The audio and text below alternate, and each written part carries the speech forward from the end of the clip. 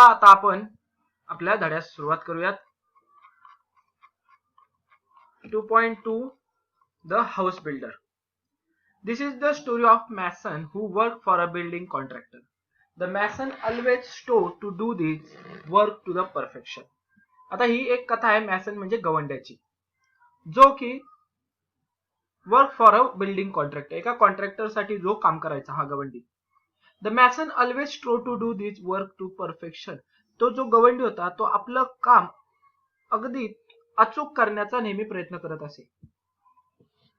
As soon as a house has been designed by the architecture, आता आर्किटेक्चरनी म्हणजे जो आराखडा, डिझाईन म्हणजे आराखडा, एकदा आर्किटेक्चरने घराचा आराखडा काढला की कसं असणार, and details finalise by the engineer, आणि इंजिनियरनी डिटेल त्यातील फायनल केल्या की हा जो आराखडा निघालेला आहे तो बरोबर आहे.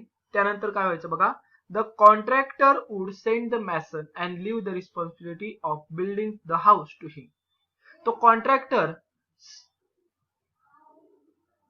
गवंड्याला तिकडे पाठवायचा आणि पूर्ण त्या घर बांधण्याची जी जबाबदारी असेल त्या गवंड्यावर टाकून द्यायचा.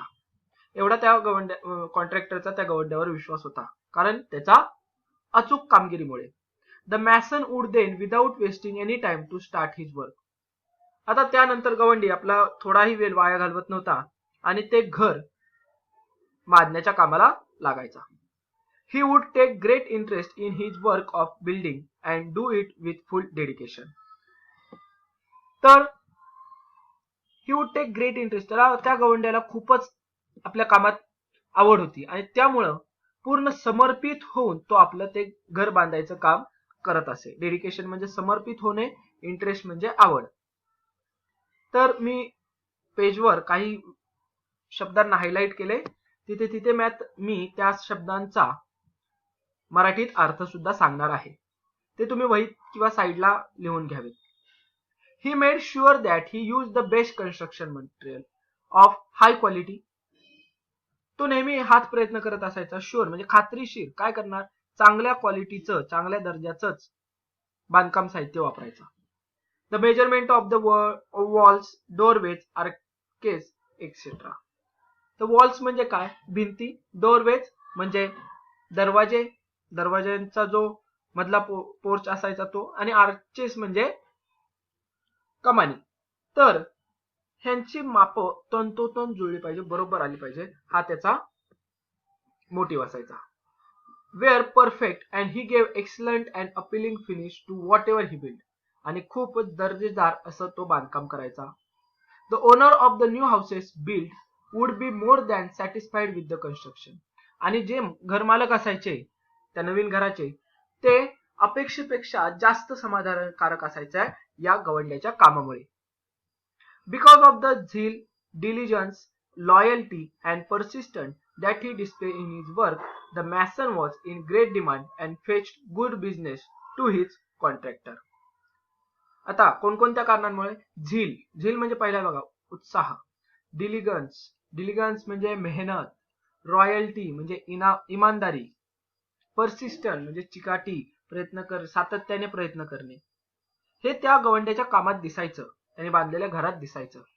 द मॅन्सन वॉज ग्रेट डिमांड, यामुळे या गवंड्याला भरपूर मागणी असायची आणि इनडायरेक्टली काय होणार आहे, तर त्या कॉन्ट्रॅक्टरचा खूप जास्त व्यवसाय चालू असायचा या गवंड्यामुळे.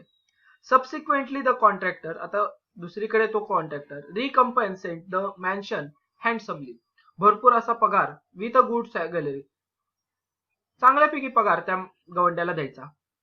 ही could meet the needs of his family sufficiently without any स्कॅर्सिटी.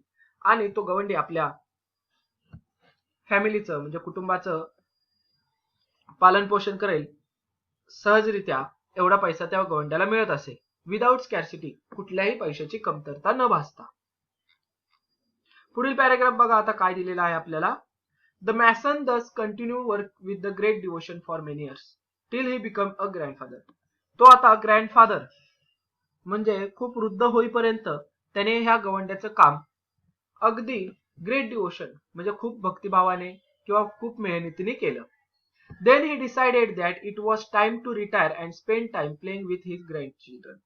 आता तो निर्णय घेतो की आता मला निवृत्त व्हायचं वेळ आलेली आहे या कामातून आणि मी आता माझ्या नातवंडांसंग खेळलं पाहिजे. म्हणून आता तो काय करतो बघा. Being a firm-minded person, he informed his contractor of his decision to retire from house building. आपल्या निर्णयावर ठाम राहत तो आपल्या कॉन्ट्रॅक्टरला सांगतो की मी आता रिटायरमेंट निवृत्त होण्याचा विचार केलेला आहे. The contractor was very disheartened to lose such an excellent workman and urged the mason to continue his job.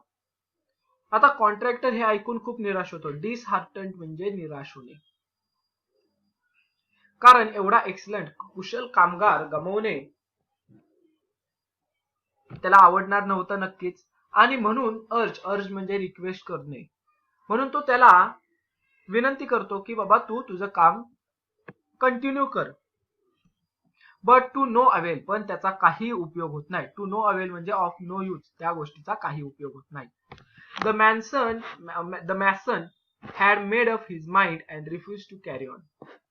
आणि मॅसननी म्हणजे गवंड्याने आपला ठाम निर्णय घेतला होता. त्यामुळे तो या कामाला म्हणजे यापुढे कामाला नकार दर्शवतो. रिफ्यूज करणे म्हणजे नकार दर्शवणे.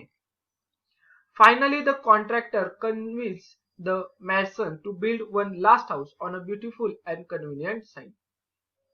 शेवटी जो कॉन्ट्रॅक्टर असतो, कंत्राटदार, तो काय करतो, ह्या गवंड्याची समजूत घालतो, पटवून देतो की बाबा एक शेवटचं घर बांध जे खूप सुंदर असेल आणि एक सोयीच्या ठिकाणी बांध.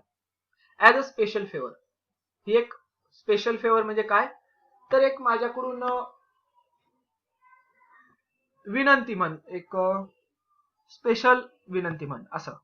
The mason agreed to do so with great reluctance. आता खूप अनिच्छेने म्हणजे त्याची इच्छा नसताना, काम करण्याची इच्छा नसताना तो होकार दर्शवतो आपल्या कॉन्ट्रॅक्टरला. नॉट टू हॅपी आयदर, आणि तो आनंदही नसतो की हे काम भेटून त्याला.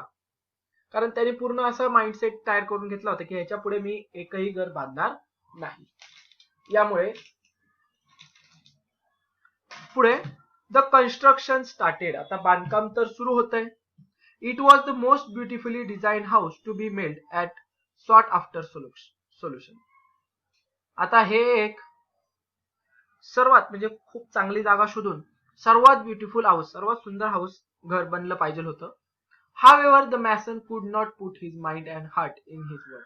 पण हा जो गवंडी असतो ते त्याचं मन सुद्धा आणि मेंदू सुद्धा म्हणजे बुद्धी सुद्धा आणि भावना सुद्धा त्याच्या कामात वापरत नाही. He had his work very roughly. रफली म्हणजे ओबडधोबड कसेही करणे, साधारणपणे काम करणे, फक्त काम चलावून. त्याला का, कारण आता फक्त काम पूर्ण करायचं आणि या कामातून मोकळं व्हायचं असं असतं. म्हणून ओबडधोबडपणे हा गवंडी ते काम करतो. अँड केअरलेसली, निष्काळजीपणाने. Without interest and dedication. Interest म्हणजे कुठल्याही आवडीशिवाय व चिकाटीशिवाय तो काम फक्त पूर्ण करतो. Even the building material use was of low quality. जे बिल्डिंगचं मटेरियल वापरण्यात आले होतं ते सुद्धा खूप लो क्वालिटीचं, कमी दर्जाचं होतं. But he did not care, तरी सुद्धा तो काही याची काळजी करत नाही.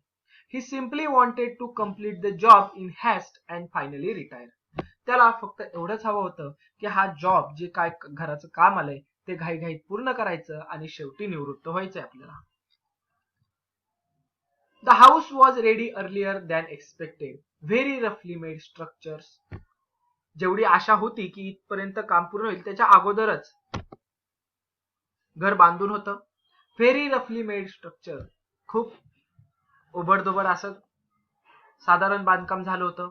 वीक वॉल्स, कमकुवत भिंती होत्या. पुअर फिनिश, जी शेवटचा हात आपण फिनिशिंग म्हणतो ती खराब होती. And did not look as good as design. आणि जसं डिझाईन केलं होतं, जसा त्याचा आराखडा केला होता तसं अजिबात दिसत नव्हतं. At the mason did not care. तरी सुद्धा मॅसन म्हणजे गवंड्याला त्याची काही काळजी नव्हती. He inform the contractor that the house was ready and he was waiting to hand over its keys to him. तो संदेश देतो, सांगतो कॉन्ट्रॅक्टरला की आता हाऊस घर बांधून झालेलं आहे, तुम्ही तुमच्या हातात या घराच्या चाव्या घेऊन टाका, याची मी वाट पाहत आहे. The contractor arrive at the site. Contractor आता त्या साईटवर येतो जिथे घर बांधलेलं असतं तिथे. He had a file of legal document in his hand. कायदेशीर बाबींची त्याच्या हातात फाईल असते की हे घर कोणाचं आहे, कोणी बांधलं, काय असं सर्व त्यात असते. The mason handed over the new house keys to him. आता गवंडी ह्या नव्या घराच्या किल्ल्या कॉन्ट्रॅक्टरच्या हातात द्यायला बघतो. But the contractor did not step forward to enter the house to see it.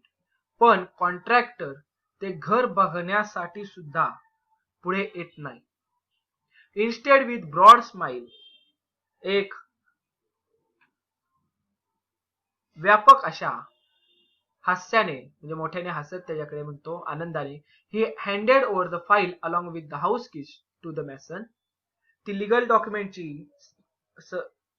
कायदेशीर बाबी ज्याच्यात आहेत अशी फाईल व त्या घराच्या किल्ल्या तो गवंड्याच्या हातात देतो. सेड बीमिंग हॅपी टोन, आणि खूप आनंदाने हॅपी टोन मध्ये त्या गवंड्याला म्हणतो, these are the ownership document of this new house in your name. काय? These are the ownership document, हे तुझे स्वामित्व किंवा मालकीची कागदपत्र आहेत आणि हे ज्याच्यात हे घर तुझ्या नावावर मी केलेलं आहे. द हाऊस इज युअर्स, हे घर हे तुझं आहे. I have planned it as a gift for you, आणि मी माझी योजना होती की हे घर मी तुला गिफ्ट म्हणून देणार कारण तू इतके वर्ष माझी इमानाने काम केलं होतं. तर इथे हा चॅप्टर संपतो. पण आता ह्या चॅप्टर मधून आपण काय शिकलो हे महत्वाचं आहे. बघा, तुम्ही आयुष्यभर काम व्यवस्थित इमानाने केलं, खूप चांगल्या पद्धतीने केलं, पण शेवटचं जरी एक काम चुकीचं करत असाल, काय माहित की ते काम तुम्हालाच भेटलेलं असं त्याचा काही इफेक्ट पडू शकतो. हे शेवटचं काम त्या गवंड्याने कसं तरी केलं होतं, तेच त्याला घर राहायला भेटलं. त्याने लोकांसाठी एवढं प्रेमाने बनवलेली घरं होती आणि नकळत त्याला राहण्यासाठी असं ओबडधोबड केलेलं काम, आणि ते सुद्धा स्वतःच्या हाताने असं घर भेटलं. त्या गवंड्याला किती निराश झाला असेल, किती दुःख झालं असेल की आपण कामाच्या बाबतीत, शेवटच्या कामाच्या बाबतीत हलगर्जीपणा दाखवला, याचं आपल्याला फळच म्हणायचं हे. म्हणून जे काही तुम्ही काम करताल ते पॅशनेटली करा, डेडिकेटली करा, डेडिकेशननी करा आणि मनापासून करा. तर तुम्हाला त्या कोणत्याही काम, किती छोटा असो मोठा असो, त्याच्यात तुम्हाला यश हे भेटणारच आहे. तर हा होता आपला द हाऊस बिल्डर हा चॅप्टर. जर ही व्हिडिओ आपणास आवडली असेल तर प्लीज लाईक, शेअर आणि कमेंट करा.